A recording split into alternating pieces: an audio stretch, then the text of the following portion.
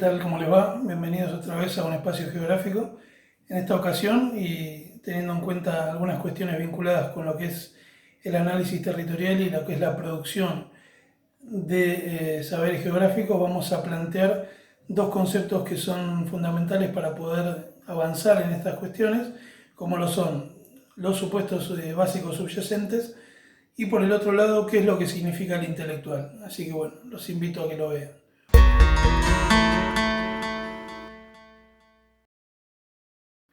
Cuando hablemos de un supuesto básico subyacente vamos a estar haciendo referencia a algo que es, como lo dice la palabra, en primer lugar, un supuesto que es básico. Básico se le dice porque es algo que no tiene ningún tipo de prueba, ningún tipo de comprobación, y que es subyacente porque es algo que aparece como no explícito, que es como inconsciente o no verbalizado.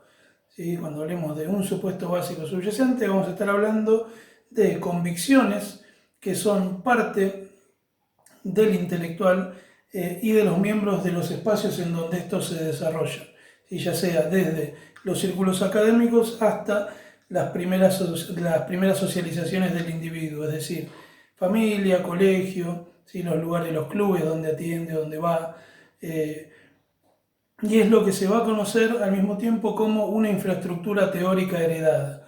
¿Sí? Cuando hablemos de supuesto básico subyacente, vamos a estar pensando en algo que es totalmente extralógico, ¿sí? Y que es lo que se conoce como los anteojos para ver, ¿sí? Cuando hablamos de anteojos en sentido figurado, ¿sí? Son los anteojos que se pone el intelectual al momento de realizar cualquier tipo de producción académica, geográfica más que nada vinculado con, como les dije recién, ya sea la enseñanza, ya sea el análisis territorial o lo que a ustedes se les ocurra. ¿Sí? Son cuestiones que ya vienen propias, ¿sí? Con el geógrafo que va a producir el conocimiento, pero que le dan a su producción una fuerte impronta vinculada con todo lo que antecede al geógrafo propiamente dicho y que no viene de un bagaje teórico, sino de algo que viene por fuera.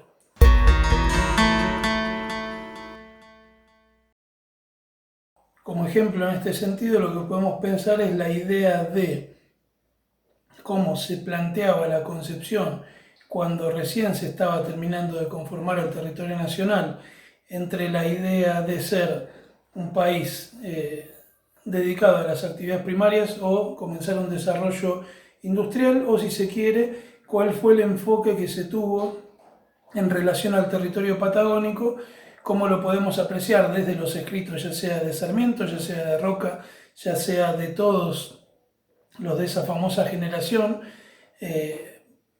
digamos, enfocados en cómo pensar para analizar el territorio patagónico argentino, o como contraposición en la idea que plantea, por ejemplo, Ricardo Rojas en su libro Archipiélago Tierra del Fuego, en donde lo que él hace es una crítica muy ácida a lo que fue la mano del Estado en función de plantear un genocidio de los pueblos originarios y no respetar lo que existía ahí y partir de eso como base.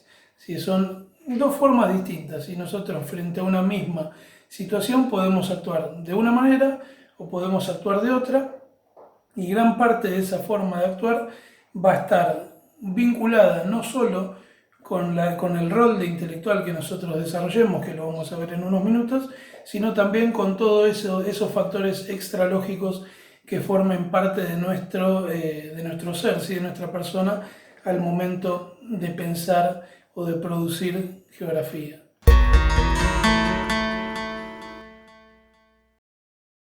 Por el otro lado, en función a lo que es el intelectual, nosotros tenemos que pensar en el intelectual como un sujeto atravesado por relaciones de distinto tipo, ¿sí? Por pujas de poder de distinto tipo, por intereses de distinto tipo, y que lo que van a hacer es construir un contexto o determinar un contexto en el cual el intelectual va a estar inmerso, el sujeto va a estar inmerso y va a condicionar o va a influir sobre su producción.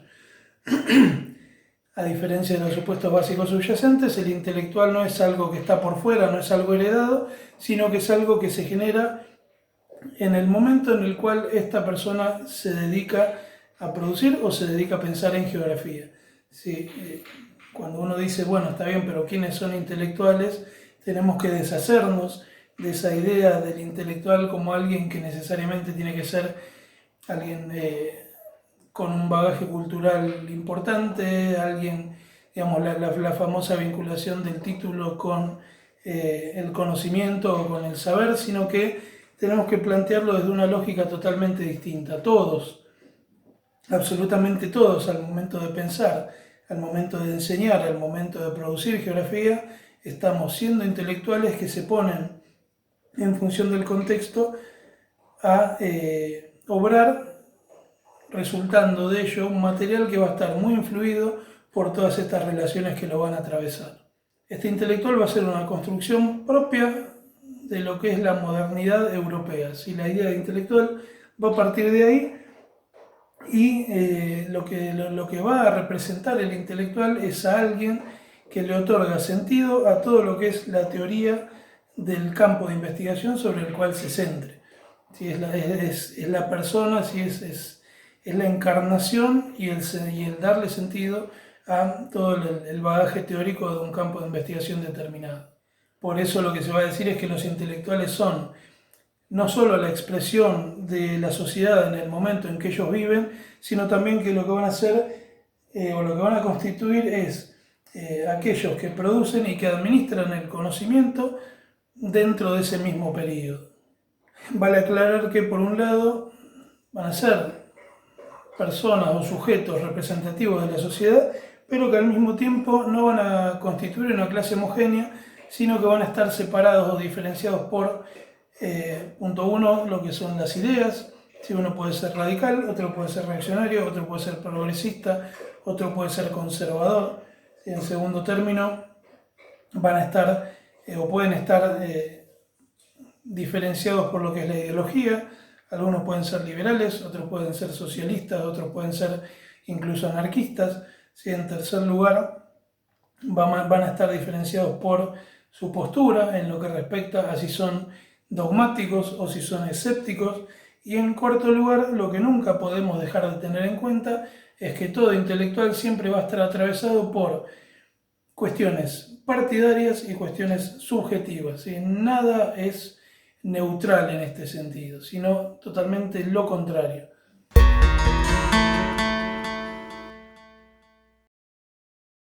A manera de breve recorrido, lo que nosotros entonces vamos a hacer ahora es esbozar tres nociones bastante sencillas de lo que es el intelectual, ¿sí? Cómo se lo piensa el intelectual. La primera de ellas va a estar a cargo de Zygmunt Bauman, una postura sociológica, en donde lo que va a decir es que existen dos momentos, ¿sí? La modernidad y la posmodernidad, y que para cada uno de esos momentos el intelectual va a encarnar una figura distinta. Lo que nos va a decir Bauman entonces es que cuando pensemos en el ideal intelectual de la modernidad, lo vamos a ver desde un rol de legislador, en donde lo que va a hacer es plantear ideas o plantear contenidos desde una posición de superioridad, desde una posición de autoridad, en donde lo que va a hacer es transmitir algo complejo. Si es simplemente un legislador, es el que arbitra los contenidos y el que los baja sin mucha preocupación por la manera en que lo hace. Simplemente es la autoridad, transmite y nada más. Mientras que, por el otro lado, desde lo que es la postura de la posmodernidad, lo que nosotros vamos a tener que tener en cuenta es que el rol del intelectual cambia y se va a plantear ya desde una postura de lo que él denomina como el intérprete. Si el intelectual posmoderno tiende más que nada a ser un traductor de ese bagaje teórico. Si es lograr que ese contenido se pueda masticar, si se quiere, y transmitirlo de una manera tal en la cual no se genere una distancia, sino un distanciamiento por, por la posición de ser quien tiene el conocimiento y quien no, sino que lo que hace es tratar de amoldarlo de manera tal para que esa transmisión no solo pueda hacerse de una manera más adecuada para aquellos que sean los receptores, sino que a su vez pueda ser entendida. Este va a ser el rol dentro del cual, si uno se plantea la figura del intelectual contemporáneo aún sigue subsistiendo. ¿Sí? Cuando nosotros tenemos que pensar desde cómo vamos a dar una clase hasta cómo vamos a escribir un trabajo o desde qué punto teórico lo vamos a plantear, puede ser desde esta postura del legislador o desde el intérprete. Es importante entender en este sentido que el intelectual hace las veces de territorio, ¿sí? en esta idea, ¿sí? Cuando nosotros pensemos en esta disputa de intereses o de poderes, tenemos que pensar que el intelectual es también un territorio en esta concepción, si se quiere, ya sea estatocéntrica o más renovada, pero pensar que dentro de lo que es el entramado sociogeográfico, el intelectual puede ser algo que sea tan permeable como que demuestre fortaleza, entonces que pueda estar sujeto a invasiones, ¿sí? Ya sea epistemológicas o ideológicas, como no, ¿sí? O sea, se puede expandir, como a su vez se puede ver viciado por distintas cuestiones que lo atraviesen.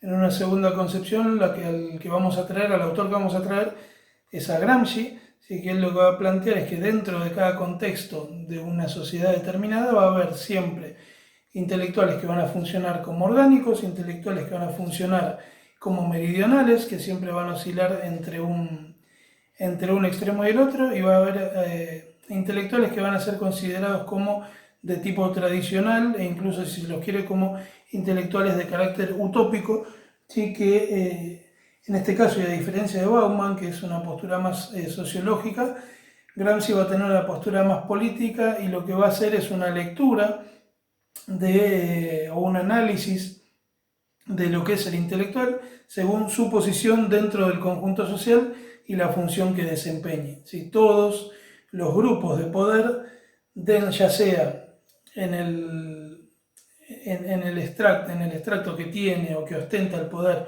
como en aquellos que lo quieren ostentar, vamos a necesitar o es necesario tener intelectuales de tipo orgánico, y que reproduzcan el conocimiento y que traten de no solo producirlo, sino reproducirlo, y afianzar esas ideas como para cooptar a la mayor cantidad de personas posible. En este sentido, y si bien quizás es un poco más sencillo, nosotros podemos pensar que, como un simple ejemplo, cuando pensemos en Ratzel, lo tenemos que ver como una especie de intelectual orgánico de la Escuela Geográfica Alemana que lo que planteaba era, a través de su trabajo, una defensa del expansionismo alemán. ¿Sí? Nosotros lo vamos a ver quizás más claro en lo que es el ejemplo de la geografía francesa, de la escuela francesa, en donde vamos a tener por un lado la obra de Vidal de la Blache y vamos a tener por la otra la obra de Eliseo Reclus, geógrafo de carácter anarquista, que lo que va a hacer es denunciar ya en ese entonces las limitaciones que la escuela de Vidal tenía, pero que sin embargo Vidal estaba dentro del grupo que se orientaba a legitimar lo que el Estado francés desarrollaba, mientras que Reclus estaba en el lado opuesto, y bueno, la balanza siempre se va a inclinar hacia aquellos que estén más inmiscuidos con los grupos de poder.